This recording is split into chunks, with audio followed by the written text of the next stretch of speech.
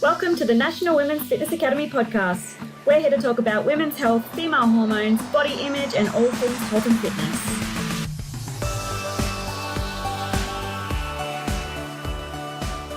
Hi everyone, welcome back to the Women's Fitness Academy. I am one of your co-hosts, Ellen. I am a binge and body image coach as well as an educator for Women's Fitness Academy.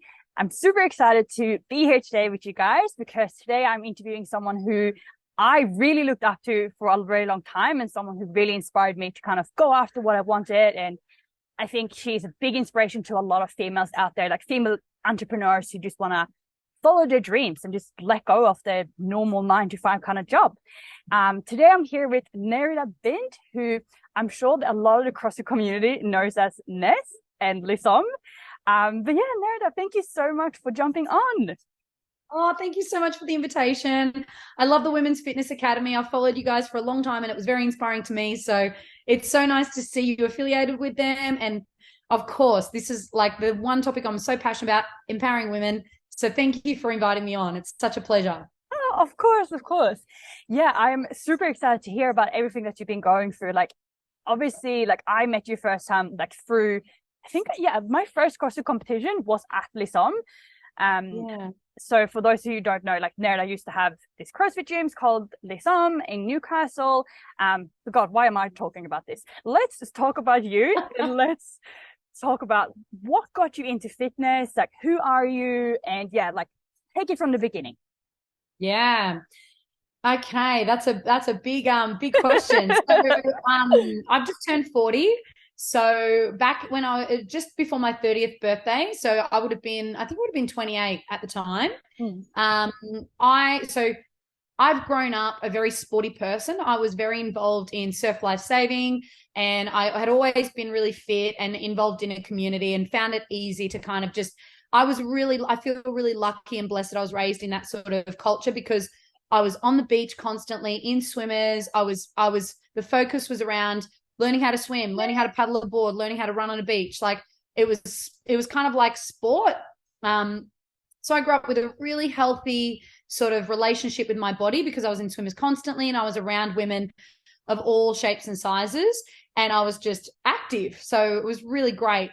I rode surf boats for a number of years and then I met my first boyfriend through that sport actually. And it was a lot of fun. And then we decided when I would have been about 25 to do the whole working overseas, go overseas and get the working visa and live abroad. So we both got a working visa for the UK. We got overseas and we lived over there for 3 years and absolutely loved it.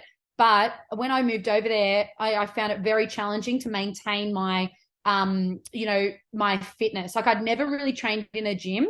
I got there and I remember going for a run one morning and I got a chest infection that I could not get rid of for like 6 months. My health declined so badly while I was over there. I was constantly sick. I was constantly like run down and I was not doing anything to help myself. I was also partying, drinking a lot. I was really poor. So we would eat just pasta constantly, fish and chips. I was not eating any fruit and vegetables, no meats, and we were traveling constantly. So I lived the life of like any sort of young, like traveler. Yeah, I was going to say, we've all done that. Yeah, we've all done that. They have this saying called the Heathrow injection that when you go overseas and you do that, you put on 10 kilos. Well, I actually had 2 doses. So I actually put on 20 kilos going over there. And yeah, I put on a lot of weight because I lived this lifestyle of like partying and drinking and eating, but not exercising, not eating good food, not looking after myself. So I came home and I really struggled like coming back home because I didn't feel myself. Like I came home and all my friends were going out on boats and going to the beach. And I just, for the first time in my whole life, I had been at different weights before. Like I'd, fluctuated, but I'd never stopped myself from going on the beach in a pair of swimmers. And I really noticed myself starting to do that. We decided to buy a house. We bought a house that was across the road from a CrossFit gym. And this was like 12 years ago, right? So back when CrossFit was just like, what even is this? Now, it's so ironic because most people, when they decide to join a gym, they normally have all those hesitations. Like, am I going to be judged? What's it going to be like? Now we bought this house and it was across the road. Like literally I could see into the gym from my front door. And I remember just every morning waking up at like 6 o'clock and seeing all these women like running and skipping and rowing and lifting tires and lifting barbells and doing pull-ups and skipping. And I was like, oh my God, this looks amazing. What the hell is this?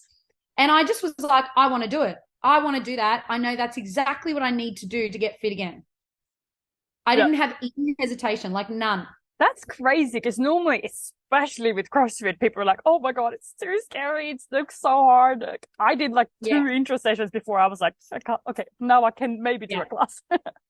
Now, the next part of the story I'm going to tell you is actually going to be, I hate telling this bit, but stay with me.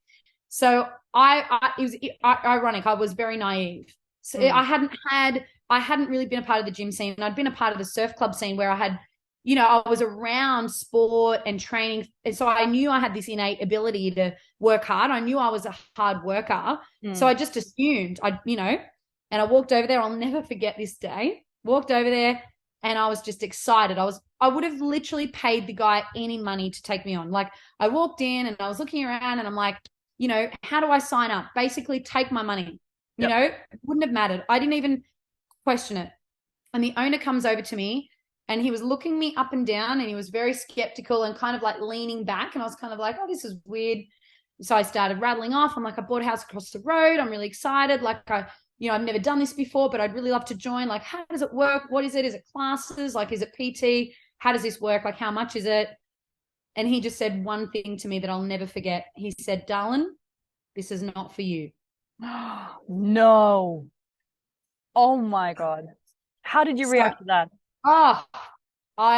It was all I could do not to cry. I was like, do not cry. And it was like one of those moments where the music went quiet. Everyone was looking at me. I've never had the feeling of like wanting to disappear before, but in that moment, I would have given anything for the ground to open up and swallow me. It was the most mortifying, humiliating moment of my life. Oh God, I can imagine. Oh, like poor thing. That's awful. So I turned around, walked out, and I just accepted it. I was like, oh, okay, this must be for elite people only. Like I can't do that. And I remember waking up every day and I'd watch them and I would think, oh God, I wish I could do that. I just wish I could, be a part of that. It looks so fun. Like, why can't I do that? I just had this sense of like, I really just want to be able to be like those girls. And then about 6 months later, I was at a Australia Day barbecue with a friend and he'd lost about 15 kilos. He looked really good. Like he was just glowing. And I said to him, what have you been doing? You look amazing. And he said, I've been doing CrossFit. And I was like, oh, damn it. I really want to do it. He said, come with me to my gym. And I was like, absolutely not. No way. Told him about what happened. He was like, trust me, the owner of our gym is so lovely. Come. He just kept pushing. I finally agreed, but in my mind, I was like, I'm not going. I'll come up with an excuse later. So we made this agreement. It was like a Tuesday. He said, come with me Thursday afternoon, 5 o'clock. And I was like, yep, just to get him off my back. Left, went home. Wednesday, I was like, there's absolutely no way I'm going. I'm going to message him tomorrow morning and say, I'm sick. Next morning comes, he messages me first thing in the morning. He says, don't even think about canceling. I'll see you at 5 o'clock. And I was like, oh my God, all day. I was like, anxiety. Like I have never had anxiety before, but I was terrified. I'll never forget driving into that street. And this gym happened to be, it was like a gym, like a little dungeon on the back of a big field. And the one day these guys were, the 4 o'clock class, they were running. And I didn't even know what CrossFit was, by the way. So I had no idea what the workouts. They would run 400 meters and they'd go inside and they'd do something for a bit and they'd come back out. And I was just driving along thinking, oh my God, I do not belong here. Everyone's so fit. I can't do this. The same thing's going to happen. Sat in my car, like feeling so like sick in the stomach. And then weirdly, like it was like I just came out of my body and I just remember watching myself walk into that gym, just like I was like, just made myself go in there. And I had the complete opposite experience. The owner came straight over to me. He was like, Nerida, we've been waiting for you. Welcome. Come on in. I'm going to introduce you to a couple of guys here. He introduced me to like 5 or 6 guys and everyone was so friendly. Everyone was chatting. Everyone's like asking me questions. And I was like, okay. The first workout I ever did was something like 5 rounds of a 400-meter run, 20 box jumps, 20 pull-ups, 20 burpees, like crazy. We do the first 400-meter run, and I am literally not even halfway. Everyone is inside the gym and finish their first 400. But I didn't care. I was like, I know that I'm at the beginning of like a long road here and it's going to take me time, but I don't care. Like, it's all right. I wasn't judging myself. I was just like, you're unfit because you've been eating shit and not doing anything for the last 3 years. Like, of course, you don't deserve anything right now. You've got to do the hard work. So I've always had that ability to do that. Go into the workout and I'm just doing what I can. Everyone finishes, and I'm doing my last set of burpees and I'm just like honestly wanting to vomit.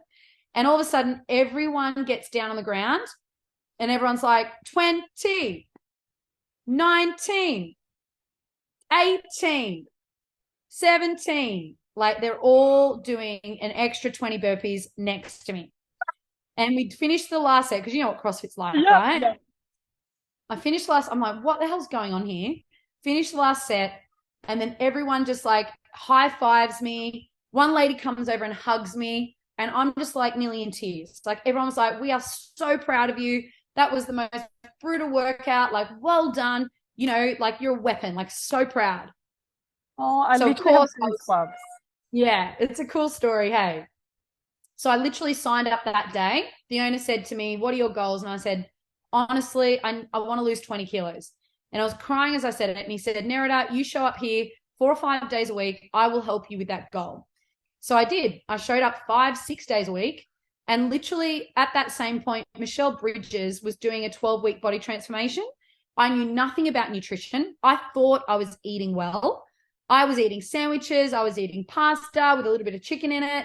I was eating I was eating things that I thought were good for me. But now looking back, I was totally under eating. And then I was eating, I was just not eating enough protein and stuff like that. So I got a coach. I joined that. I did this. And within 12 weeks to the day, I had lost 21 kilos. I was like a different person. And it wasn't even about the weight. I was like confident. I was happy. I was training. I was connected. I respected myself. I built discipline. I built resilience. I was like showing up for something really hard every day. I was so proud of myself for that. And so I did CrossFit there for like 2 or 3 years. And then we all joined another gym for another year or two. And then some friends of mine, I was working in a corporate company at the time. And I just lived and breathed CrossFit. I was like, just loved it, put all my heart and soul into the community. And like, I wasn't a coach, but I was kind of like, acting like a bit of maybe a social coach, like I'd organize all the breakfast and this and that. And then the guys that owned the gym that I went to said to me, hey, we've got a job for a head coach coming up. Would you be interested? And I freaked out. I was on like a really good wicket with my current job. And I was like, oh, nah, like because it was a bit of a pay cut. I was like, nah, but I was like, you should ask this other person. So they did. And she started doing the job and loved it. And then I started to like see her doing it. And I was like, oh my God, I really like, why didn't I take that job? Like, anyway, then I was working at this corporate and I realized how miserable I was. So I just quit. I literally was driving to work one day and I just quit my job. I quit it over the phone and I was like, I'm done. Can't do this anymore. And he was like, what do you mean? What are you doing? I've got no idea. Had nothing to go to, right? Wow. All I knew was I couldn't do this anymore. And they offered me a pay rise. They offered like to change things. I offered all sorts of stuff. And I was like, no, can't do it. So anyway, then I had a little bit of like savings and a little bit of like leave saved up. So I just didn't do anything for a couple of weeks. And then I was kind of like, all right, maybe I'll go down and I'll just get a job at a cafe. Like just, go and figure that out. And I was driving down Derby Street, which I'd done 100 times.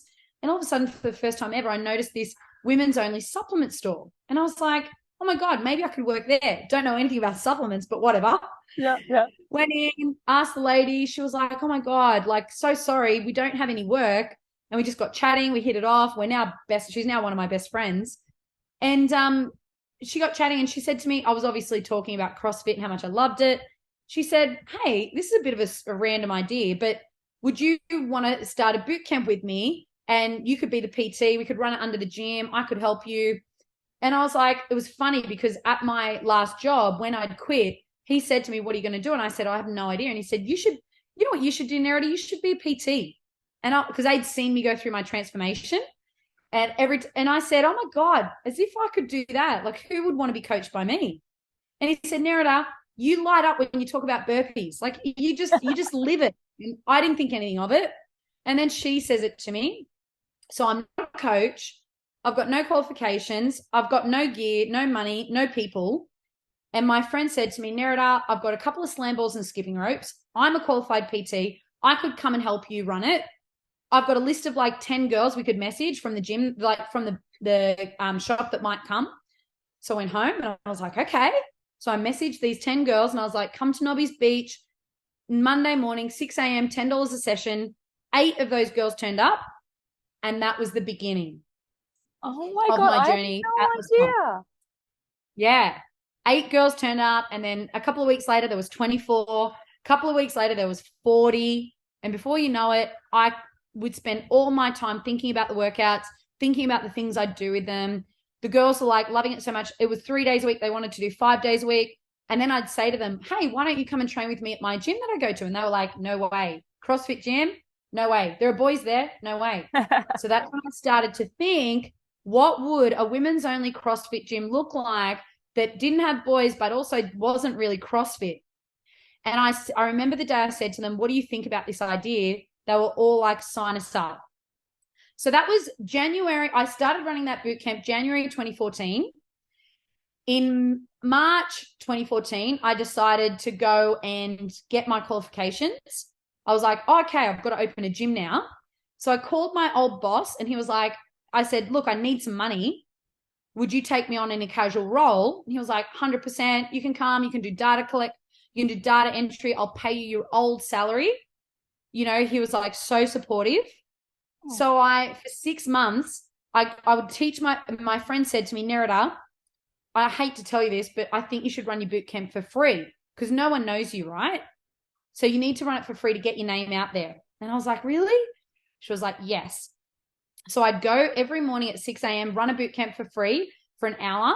I'd drive to work and I'd work from 9 till 5. And then I'd go to TAFE and I'd do my Cert 3 and 4 in fitness every night. And then every second weekend, I'd be there all weekend. 6 months later, in the August of 2014, every weekend I was going and looking at sites. And I had no idea how to start a business, but I was so lucky that my friend who'd helped me, she said, you need to talk to a business coach.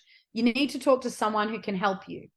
So I did. I booked a session and this guy sat with me and he was like, Nerida, you need to just take it one step at a time. Like this week, focus on getting a site. This week, focus on, getting your ABN. This week, focus on this. And so I did. Because the beginning was so overwhelming. I was like, oh my God, how do I even begin? And he was right. I just had to do one thing at a time. And it was funny because energetically, he started to teach me how beneficial it was if you started at the beginning of the week, really intentionally creating what it was that you wanted to bring in. I'll never forget it. I remember standing in a cafe and I was like, I really need to meet a real estate agent. Like I really need to meet a real estate agent that knows commercial property. This is no word of a lie. I'm sitting there, and I'm like in good energy, right? Like I'm excited about the gym. I'm thinking about what's going to be up on the wall, what quotes I'm going to put on the wall, what color I'm going to paint it, what social things we're going to do, what timetable, like, am I going to run 5 a.m., 6 a.m., 9, what sessions I'm going to coach. And then all of a sudden the guy in front of me, his card wouldn't work ordering his takeaway coffee. Like it wouldn't work. And he was like, oh my God, damn it. He was like, I don't even have any cash. And I was just in such a high vibration. I was in such a good spirit. I can see what was going on. And I said, you know what? I've got this. I'll pay for your coffee. You go relax. And he was like, oh my God, are you sure? He's like, oh no, I feel so bad. And I'm like, go. So I paid for his coffee. We're waiting for our coffees and we just start chatting. And he's like, oh, like, tell me, like, what are you doing here? You look like you're about to go out. What are you doing? What do you do for work? And I was like, oh, I'm currently just working casually, but I'm trying to open a gym. I'm trying to look for a space. And all this. And he was like, you're kidding. He's like, I lease commercial property. And he was like, you're kidding. Nah, not a word of a lie. He was like, come with me. He said, give me a number. I'll send you 5 properties. I can show you them tonight. And I was like, oh my God. So I send him my number. I drive to work and I'm like, I'm literally looking at my phone every 5 minutes. Has he texted me yet? Has he texted me yet? I get to work. He sent me all these properties and like 3 of them were amazing. And I went and looked at all of them that night, and I was like, boom, that's the one that I need. And that's one I want. But it was like 18 grand, which is nothing compared to what I was paying in the end. But at that point, I was really scared. So, before you knew it, I was signing a lease. I was, going and setting up the gym, like getting the equipment in, getting the members. I ran the boot camp for free for 5 months. By that point, I built up enough people to open with 50 members. So I was like pretty much making ends meet from the get-go. And I opened a space that was way too small for me, but it was like at that point what I needed because, I couldn't overcommit. So I was in that space for 2 years. I outgrew that. I moved to Carrington, which was 3 or 4 times the space. I brought on my first, and like, it's so funny because I remember the night before I signed my lease, I was so scared, I was like, oh my God, can I make this work? It was a 2-year commitment. Like, I was liable for that personally if I, and a guy that I'm really good friends with that is in business, he sent me this quote that was like, don't fear the flinch. The fear, what you desire in life is on the other side of that fear. And I was like, you're right. And I signed the lease that night, gave it, and it has 100% been so true. I have learnt that every single step of the way since, that the more I lean into the thing that scares me the most, that is where all of the gold in life lies. All the lessons, the experiences, the freedom, the wealth, the fun, all of it is on the other side of that fear. Because I remember feeling that same way when I had to sign the lease at Carrington, which was 4 times first full-time employee. That was committing to a salary, like a big salary. When I signed the second lease that was like, more than 100 grand a year, like at every point, it was just facing that fear and like getting the advice and the support that I needed, like that professional, support to lean into it and navigate it. And that's really served me well. And so I ran that business for 8 years. The last 2 of it was COVID. So that was really challenging for me. And that's when I knew, like, I'd never really been anxious before that, but I was noticing I was becoming quite anxious about lockdowns and masks because every single restriction had an immediate impact on us and our numbers. So it became really, really challenging to like navigate that time. So weirdly, I'll go back. So we're in 2022 now. So, have you ever heard of the term a divine storm? No. So a divine storm is what happens when life wants to move you, but you won't move until all these things happen to push you. Like lots of kind of chaos and stuff happens in one go that you don't want to happen, but it's actually happening for you, not to you. Yes, I can relate. Yeah, we've all had them. Yeah. Now, February 2020, I was in a relationship with my partner at the time who was in the business with me. We broke up, which was out of my control. Like he didn't want the relationship anymore, which broke my heart. I thought we were going to get married. I thought we were going to have kids. We broke up, so I had to move out, and I was living in an Airbnb, kind of going, oh my God, like, cannot believe this. Like, I'm not this relationship. I thought that this was what was going to happen. And then 3 weeks later, the announcement of the lockdown happened. So the government announcement went out, all gyms, cafes, restaurants, everything closed overnight, no income. And I remember laying in my Airbnb that night and just looking up at the ceiling and just going, what the hell is happening? Like, I've worked so hard for all these years and it's all just, what do you mean? What do you mean this is happening? And what came after that was a deep dive into the work that I do now. Like, I was doing self-development work before that. I'd gone to Tony Robbins. I'd had a business coach. I had all these things, but I didn't really understand my shadow. And I didn't really understand the way I was behaving in life that was sabotaging the very thing that I wanted. And it was keeping it at a distance. I didn't realize how I was showing up in my relationship. Didn't understand how I was showing up in business as a leader. It was all just like kind of just keeping all of my success apart. So what then ensued was lockdown, 4 months of not being able to go anywhere, do anything. So I just went into this deep cave of healing, reading books, listening to seminars online, reading quotes, like listening to podcasts, like a really, really, like, I would call that time, it was like a cocoon phase for me, where I was in so much pain, but at the same time, it was like the beginning of all this growth for me. And then I came out of that kind of going, I could see all these things that I hadn't seen for so long about my trauma, my childhood, the way I was behaving, the way I was living my life, and I didn't want to live that way anymore.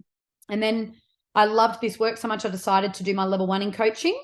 And then I sort of dabbled in that. And then 6 months later, we had the mask lockdown. So it was again all this extra pressure, pain. And then a few months after that, it was the second lockdown. And I was like, I can't do this anymore.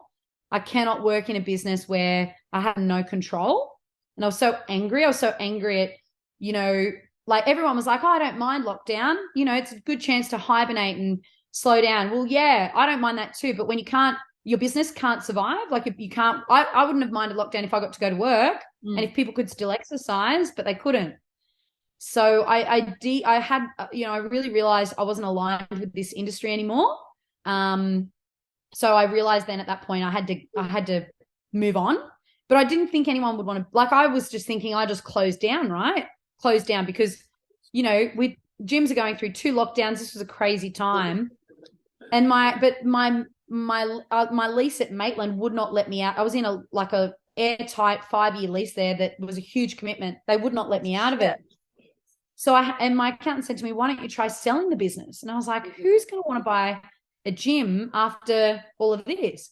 Well, it turns out people were wanting to buy gyms. So that then took me 6 months. I realized I wanted to sell it.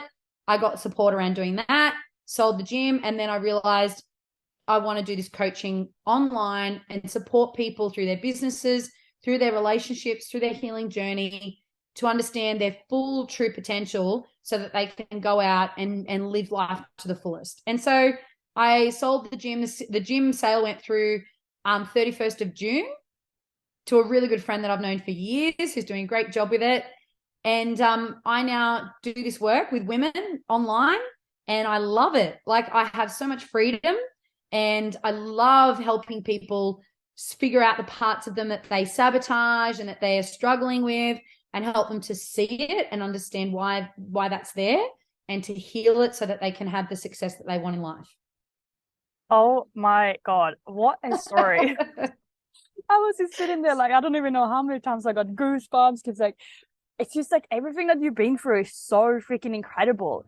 Like, from that horrible, horrible experience with that CrossFit coach, who I think I know who it is, but I don't want to say any names.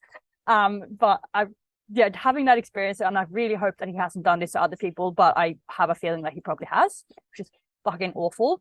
And then starting up like your own business, like doing all that work for so long, like that would have been so draining, I can imagine.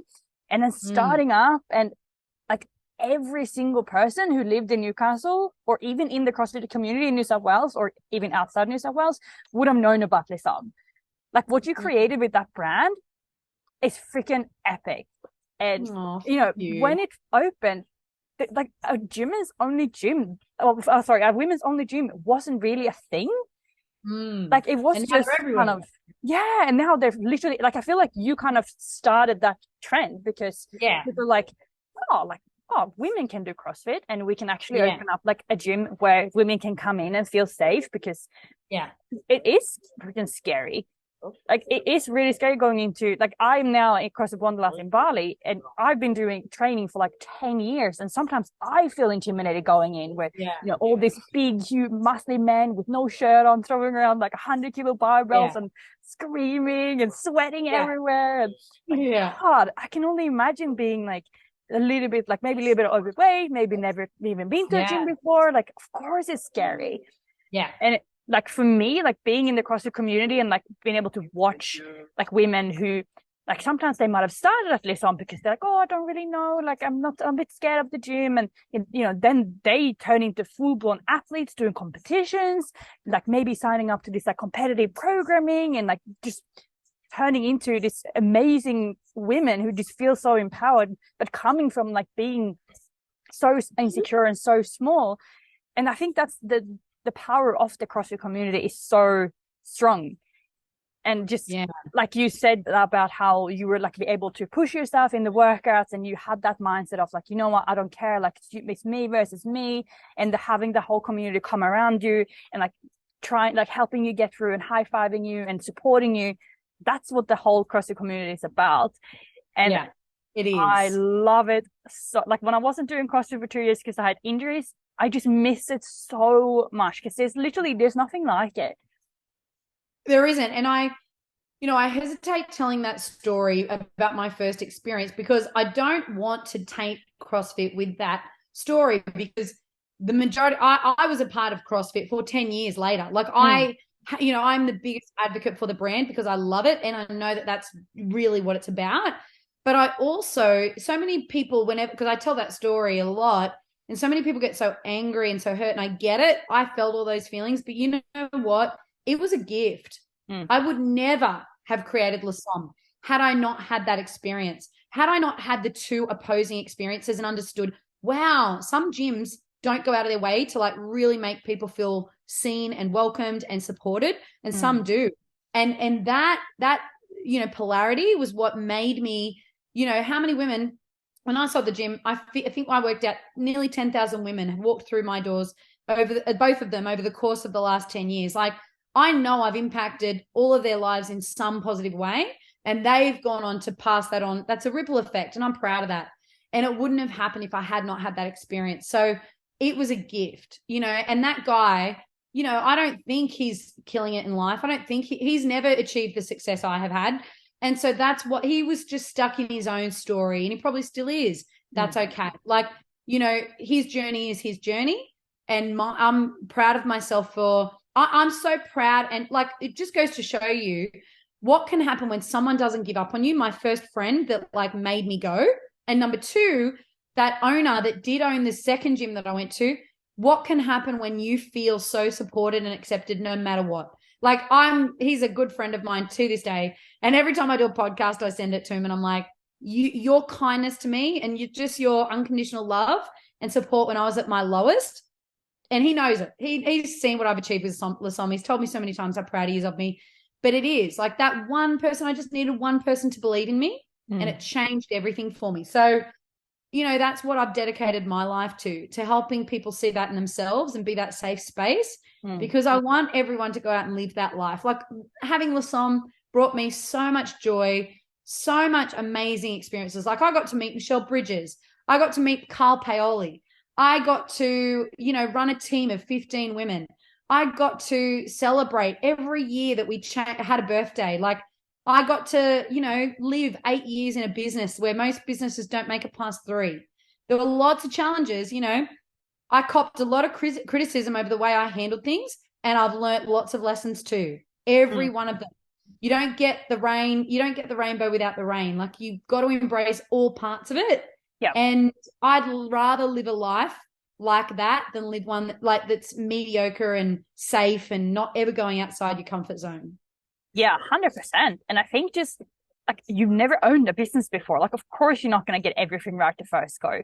I think that's something we all do as business owners. Like, God, I know when I first started coaching, like looking back now, I'm like, oh my God, why did I give that crap advice? Like, exactly. But that's they say, if you don't look back at your first product and you're not embarrassed, you haven't grown. I'm exactly the same. We've grown a lot then. Yeah. We've got to be able to see that and admit that. Yeah, exactly. No, I 100% agree. And I also love how you like used what you experienced like with that guy. Like, this was obviously something that you really didn't want to have happening in your gym, and something that like a really bad experience, kind of like dating a person who is like treats you really awfully. And then you got to see how you like the complete opposite, how you could get welcomed, and like basically how a guy could be treating you. And now that's what you want, and that's what you were striving for. And I think that anyone who has ever come to Lissome, either for a competition or like I did a few like pop-ins for training sessions, and like you feel so freaking welcomed. So I think that's something that you should definitely be so proud of, that you really did create like such a good community. Like, there was never a point where you'd come in and be like, no one's talking to me, like no one's seeing me, like no one's, sometimes you come into a gym and people are just like, don't even bother. But with Lissome, and I feel like everyone who's ever come in there, they know that that they could come in and they would be in a safe space. People would talk to you and they would feel welcome and they would get support. And it didn't really matter how well they performed in the workout as long as they tried.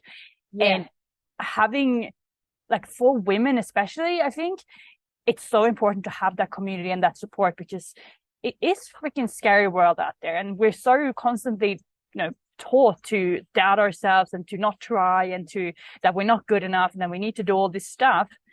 So I think it's so important to have and be able to step up and show with women that they are good enough as they are, and that there are other people struggling too, and that they can grow and they can become this empowered women. Like it's so amazing to see.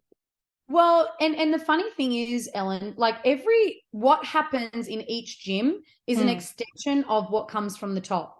Totally. I don't know if you are in touch with what's happening in Newcastle right now, but like I look at, the gyms in Newcastle, and like there's a gym in town that's like the guy who runs it loves strongman. So their whole gym has this real culture of like strongman. There's a gym in Mayfield where their whole focus is competition, like their performance. They love high level athletes and they're trying to do everything they can to like create that. Ours was really focused on community, like making people feel welcome. So I think what a lot of business owners and gym owners don't do is figure out what is it that we want to be known for? What do we want our legacy to be? And how are we going to talk about that, focus on it, and create the value around that as much as we can? Because I'll tell you what, Lissome was like that, because I used to coach and talk to people, and on social media, I would constantly talk about our core values and about how community wasn't just one of them. Community, courage, and excellence. They were our 3 core values. But then you've got to teach people, you've got to constantly inspire people to know that they're capable of more. Because if you're not giving them the map, and if you're not talking to them about what's possible, they won't see it. So that's what we need to do. And that's all I used to do. I used to talk to my coaches about it, talk to my staff about it constantly, because all of my staff have come back since and said, you always believed in me more than I believed in myself. And eventually, like my friend Ash just wrote a post about my birthday. She said, you were the persistent voice that was, in my head until I eventually I was able to adopt that for myself. And I love that, because, it's just, that's what I want to be known for. Like, I want to be known for that. If that's the legacy I leave, and if I died tomorrow, if women, that's what they say about me, I'm happy. I'm so happy. And I think a lot of businesses don't figure that out. They don't ask themselves, what is it that we want to be known for and stand for?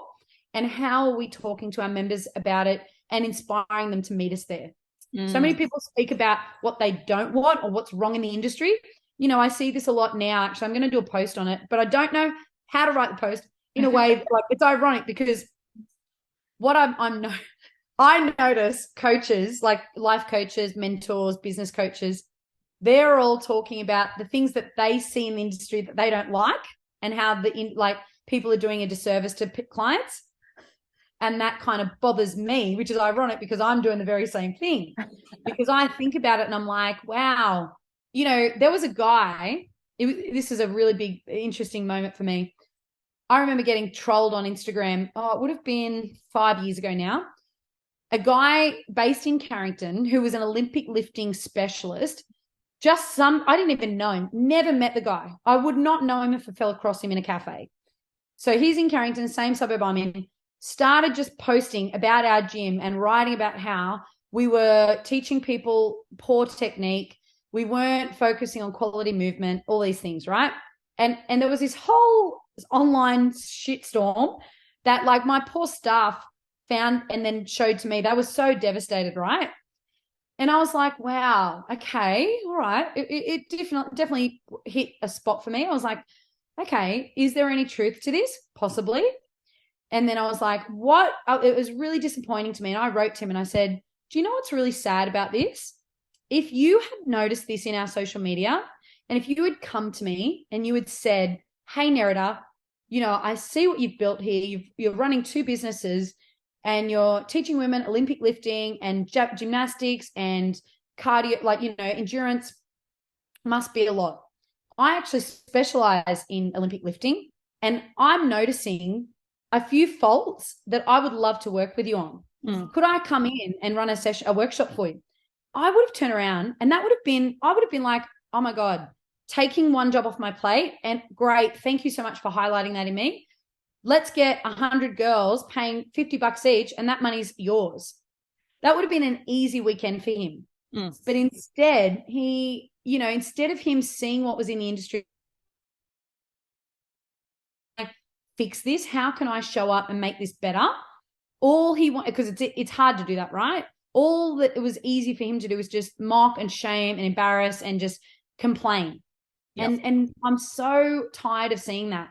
If you see something in the industry that other people like you are falling short of, find a way to support them, find a way to help them, and you might make some money in the meantime. You might actually get something for that, Yeah.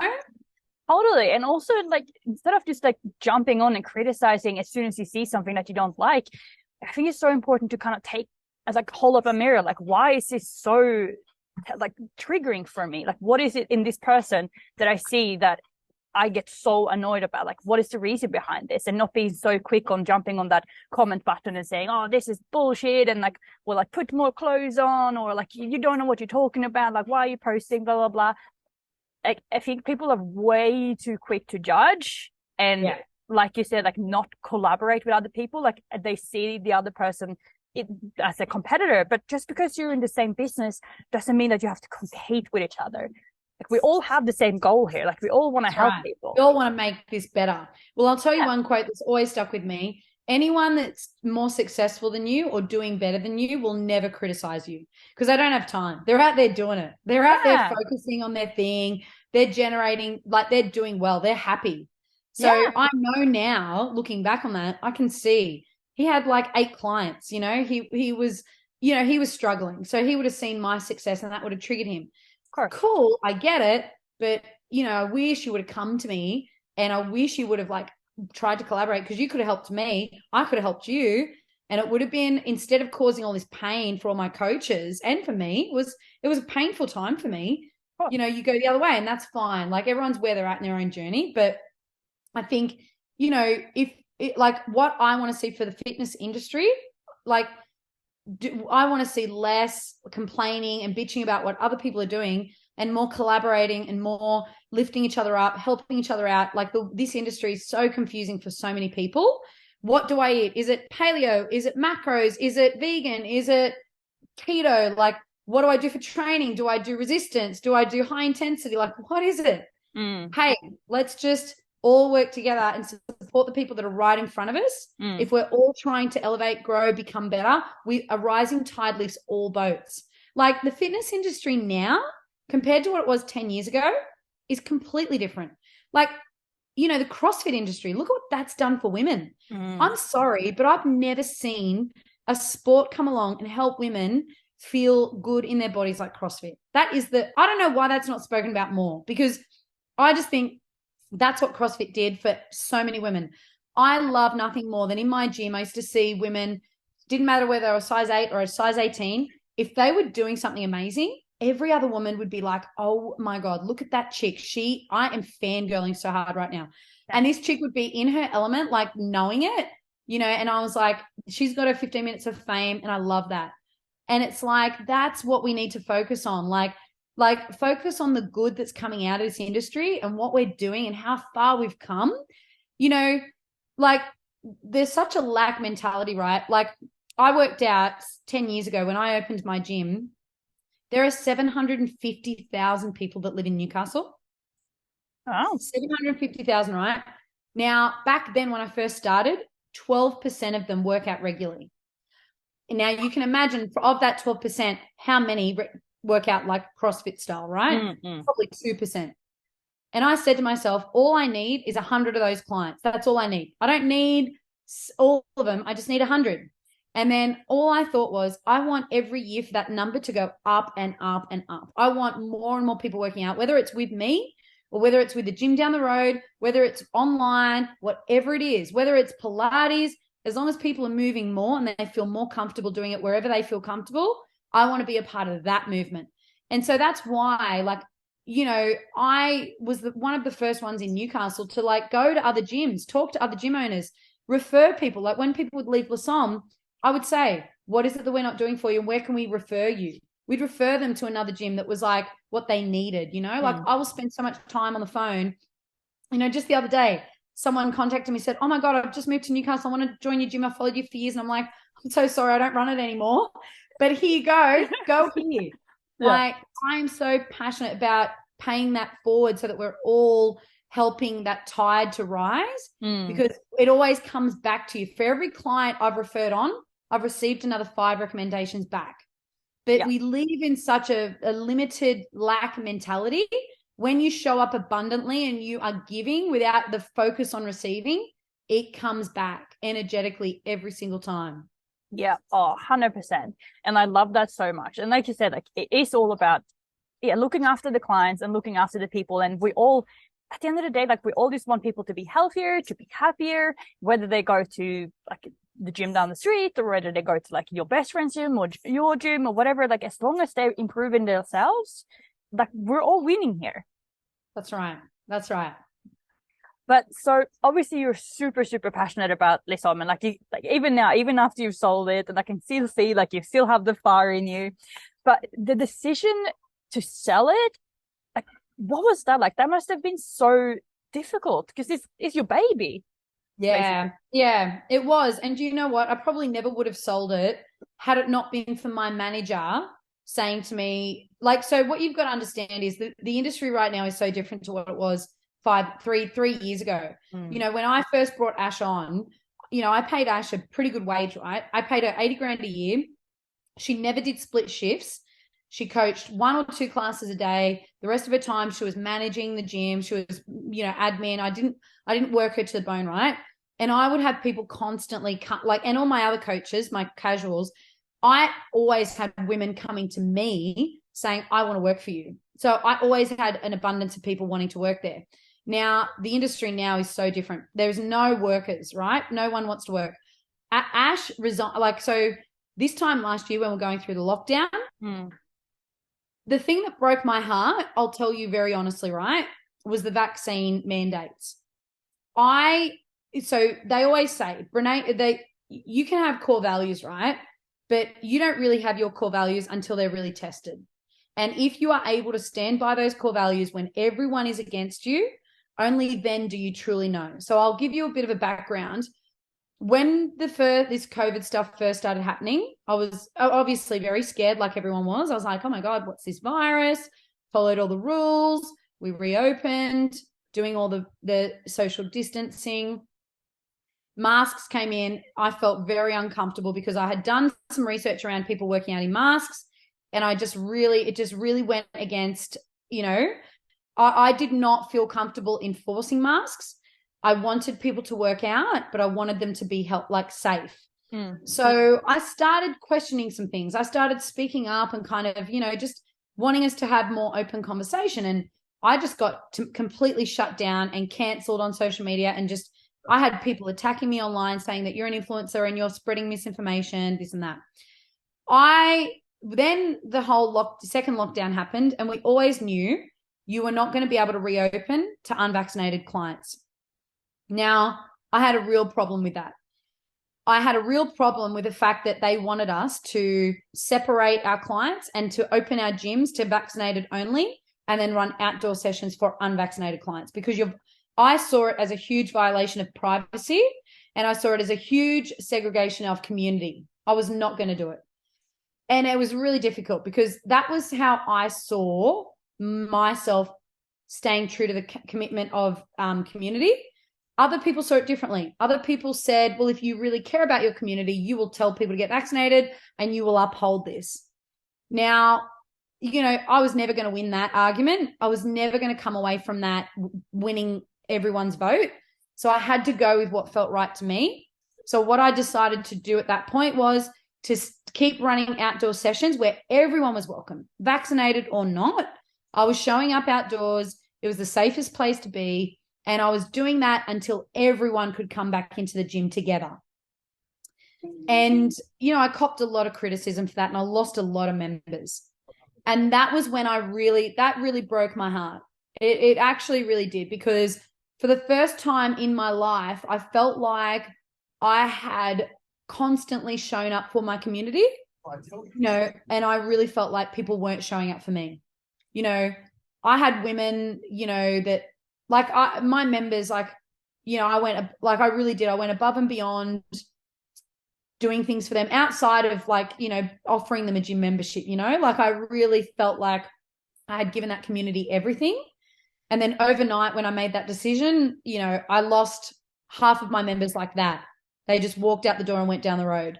So I really think at that point, I understood that the industry was not what I thought it was. And it was a tough time for everyone. It was a really tough time because, I had women who had immune compromised kids.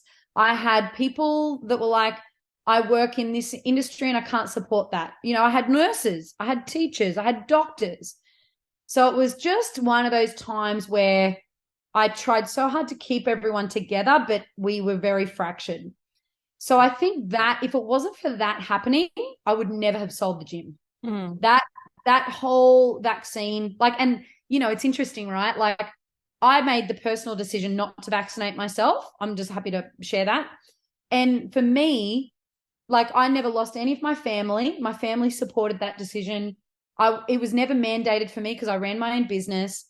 I never lost any friends for it, really. Like all my friends supported that decision, but I lost my business over it. I 100% well and truly did. And what's interesting is some people had the opposite. They had their jobs, but they lost, like some of their families and friends didn't respect their decisions, whatever. So it was one of those times where it fractured a lot. Like it fractured a lot of family, friendships, communities. So mine was no exception. But that was like the catalyst for me when I started to like get my head around not being in this industry anymore. And then you got to remember, we reopened and then Omicron hit in Newcastle. Yeah. So then all of a sudden it was like, oh my God, we had our Christmas party. We literally had both gyms at the same venue. There would have been 100, 200 women there. And then they all went in town the very night that Omicron spread in Newcastle. So it was just like, and then that was like weeks and weeks of like, it was just torture. So that's when I was like, I'm emotionally exhausted. I cannot do this anymore. It was just and so many gym owners and business owners I talked to, like, I remember walking into a cafe of a friend I know really well, and he's beautiful. He makes the most wholesome, healthy food. He's so health conscious. He heart and soul into the business, had it for 15 years. And I remember looking at him one day and he just burst into tears. Like we both just like, he's like, Nerida, I can't do this anymore. Like he was struggling to pay. Like I really don't think people have any idea of the stress and the impact this has had on the business community. He was just broken and we just embraced him. I'll never forget it. We're both crying and just hugging and just, when is this going to end? This was at the end of, this was like 2 years of just stress. So by that point it was stressful selling it because that was a whole different stress. But honestly, Ellen, since selling it, I have never felt better. Like it was, my time was up. I had it 8 years. It was, that is a long time in the fitness industry. So I was well and truly done.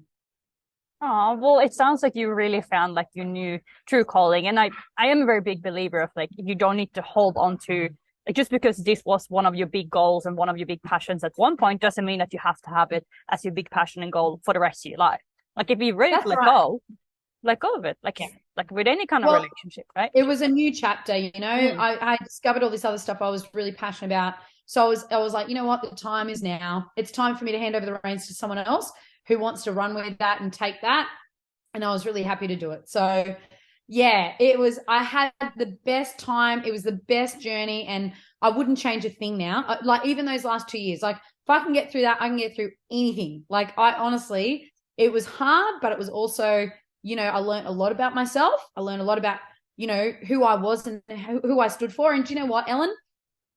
I sold that gym and I walked away from that holding my head high. Like I said to Ash, my manager, she was like, what are we going to do about this segregation? And I said, Ash, I'm sorry. I'm not willing to jeopardize my values. I'll close the gym before I'll ever do that. I will walk away with no money in the bank. Yeah. And so funnily, and I even though that was challenging, I walk away with my head held high because to me that felt like the right decision. I'm not saying anyone did the wrong decision by not doing that, because I'm not saying that at all. I'm saying it felt right for me. Yeah. And that's what matters. That's right. Like I walk away from that.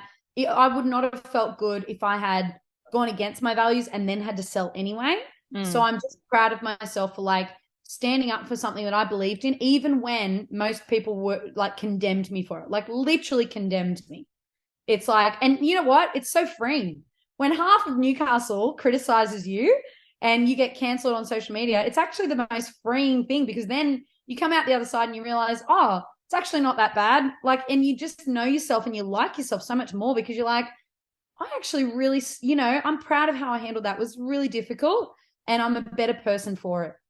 Yeah, I love that. And it's like you don't have to take on other people's opinions. And it is difficult to not do that.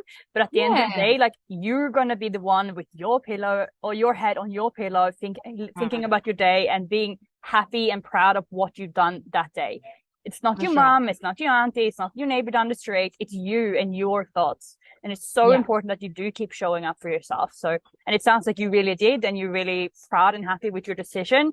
And at the end of the day, who the fuck cares what anyone else is doing? And what I encourage people to do is like so many people, this journey is full of decisions, right? And I think the biggest problem is when you're in entrepreneurship, you don't know, like no one's got it written out for you. So you do have to go with your intuition a lot. And I think the most, and I'm not saying I made the right decision. I'm saying I lent into what felt right for me. And for the first time ever, I really, really listened to myself. And that's what I'm proud of. I encourage everyone. The right decision is the one that feels best for you. That's what's important. And the more that you lean into that in business, the more successful you'll be. But so many of us want to please everyone. You never will. You've got to be able to go to bed at night with your head on the pillow and ask yourself, what's important to me? What are my values? What I value and what I perceive is going to be completely different to you. That's the beauty of this world, right? That's what makes this world so wonderful. But it's about, I respect yours and I want you to respect mine. And if I keep doing the things that feel good to me, I'm going to feel good. So that's all that matters. Yeah, no, 100%. I can't agree with you more. Well, it's been so amazing to chat to you for an hour.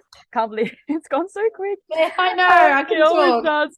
But I'm sure that people are going to want to look up your page and like maybe like work with you. Are you taking on clients at the moment, or? Yes. Give yourself a plug.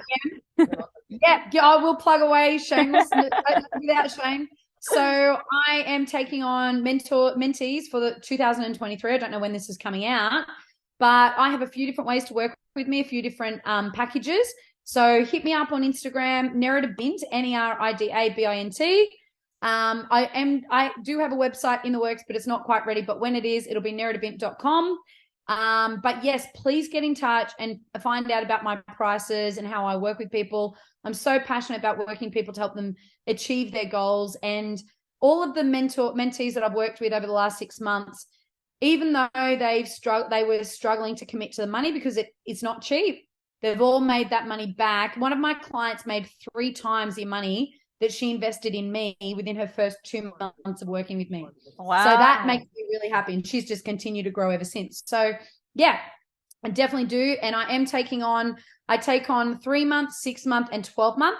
Long-term mentorship is really what I am excited about, because that's where you really create huge change. My mentors, I've worked with for 5 years, and that's the only reason I am where I'm at, because I've invested in that. And you become the people that you hang around. So sometimes you have to pay for that. Sometimes you have to pay to be around people who can help you become the kind of person that you want to be. So I very much love it, the journey and what it brings and the people it brings into my life. So yes, please get in touch, because I am going on leave in 3 weeks' time for 3 weeks. And I'm excited to come back and sink into all of my new clients for the year. Perfect. Yeah, I think this will be out either late December or early Jan. So that'll be perfect timing for you guys if you want to join and work with Nerida. We will also put your handle in the podcast notes as well. So if you guys just want to go down and click on there. But yeah, thank you so much for jumping on. It's been such a pleasure talking to you and hearing all about your story. Guys, if you enjoyed this episode, make sure that you take a screenshot and you put it on Instagram and you tag myself, you tag Nerida, you tag Women's Fitness Academy. Because like I've said before, like if we see that you're listening, but we don't know who you are and like we can't connect with you, we can't say thank you, we can't talk about the episode. Like we love when you put it on Instagram and just share it with your friends and share it with us. And I love what you're doing. I love that you're working with the Fitness Academy. I've loved, you know, their branding and their message and everything that they're about for so long. I've always like make a point of looking at their stuff and just their content. So what they're doing is so incredible for women. Like, oh my God, it's elevated the industry so much. So I love that you're doing that. Anything I can do to support women there, anything at all, I'm in. Like, I love this. And yeah, thank you so much for asking me to be on. It's been such an honor. Oh, my pleasure. My pleasure. Well, take care, everyone. And thank you again for listening to this episode. Bye.